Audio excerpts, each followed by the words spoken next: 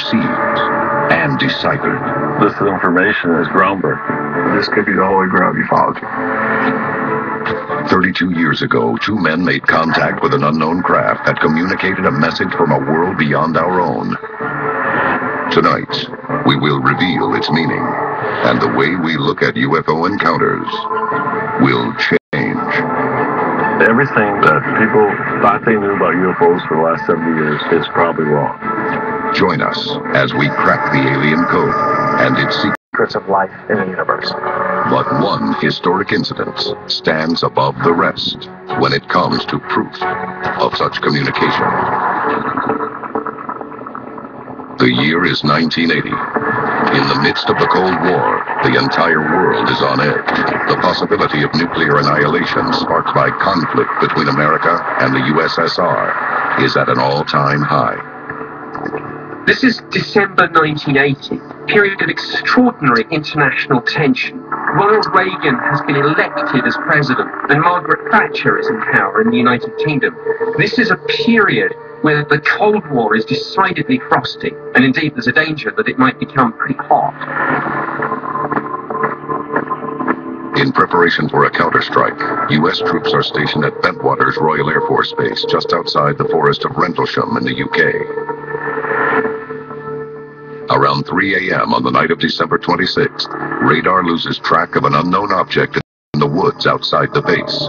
Soldiers on guard duty notice something strange high above the forest. These men saw unidentified lights in the forest from the gates of Bentwaters.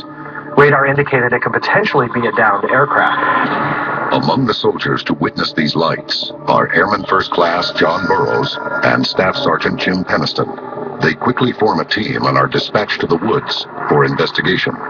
What they find after driving into the forest is not a downed aircraft. As I was getting out of the vehicle, it felt like there was static electricity in the air.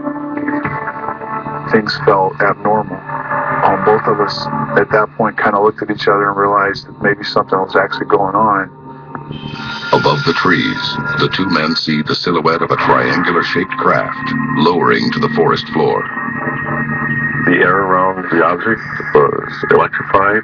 It was like dancing on our skin and our clothes. At that point in time, I knew it was an aircraft crash. I knew I had an unknown object in front of me. Sergeant Peniston immediately reaches for his notebook to record the details of a craft that defies logic.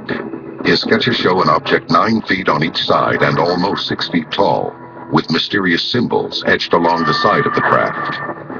One of the things that sets Rendlesham Forest apart from almost every other UFO case you look at is this wasn't just lights in the sky.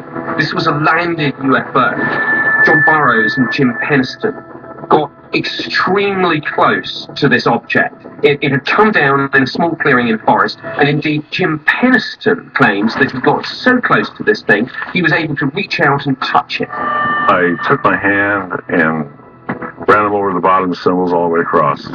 It felt like going from the smoothness of the metal to like feeling sandpaper on each of them. But then, something happens that will change his life forever. Out of all the glyphs, there was one that was larger than all the other ones. And so I decided to go ahead and touch that one.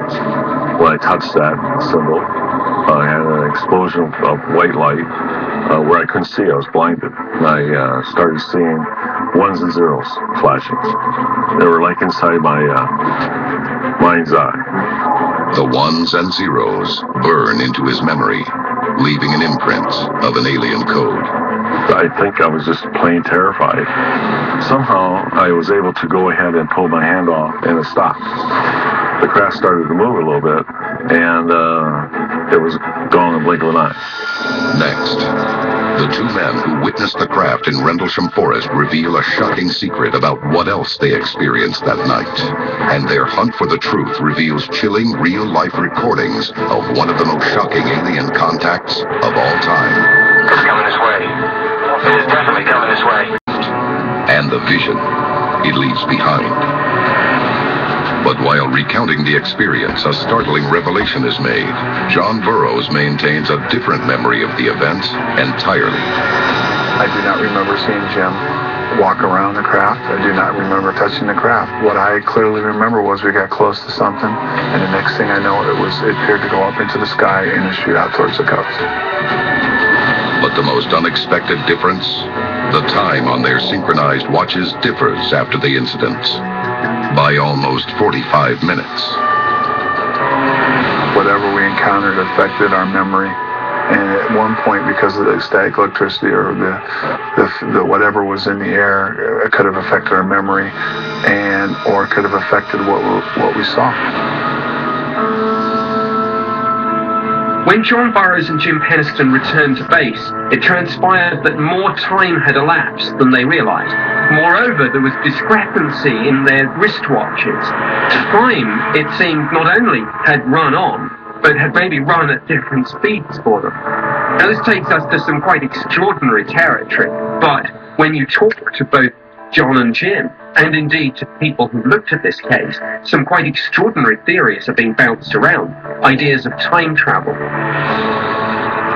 Could the ship have caused their perception of time, or even time itself, to shift? Their search for an answer leads Burroughs back to the woods and uncovers evidence that must be heard to be believed. Unsealed case file, the Charles Halt recording.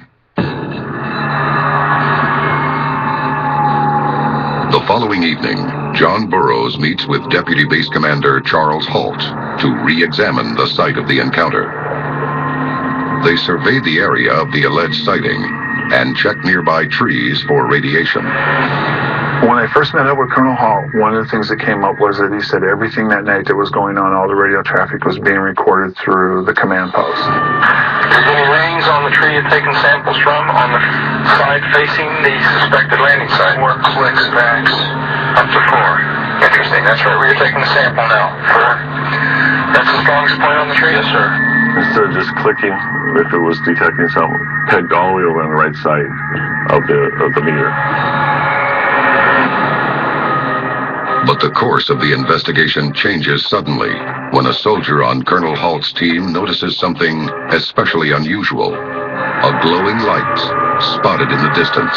There it is. Hey, I see it too. What is it? We don't know, sir. So you have to tell you somewhere. Yeah, it's a strange, small red light. Looks beyond maybe a quarter to half mile, maybe further out. Let's switch off. The light is gone now. It was approximately 120 degrees from the site. Is it back again? Yes, sir. There's no doubt that this is genuine, and it's quite extraordinary. You can hear the tension and the fear in these men's voices as the UFO approaches them. At one point on the tape, you can hear the UFO's coming closer. I saw a yellow engine unit too. Weird. It appears to be maybe moving a little bit this way. It's brighter than it has been. Yellow. It's coming this way. It is definitely coming this way. This is what we're shooting off. There is no doubt about it. This is weird. The object exploded into a bright white light and shot back out towards the coast. Colonel Holt has spoken about this, and he said, was this communication? Was this a warning? What was it? On January 13th, 1981, Colonel Halt writes a memorandum to the United Kingdom's Ministry of Defense about the incident.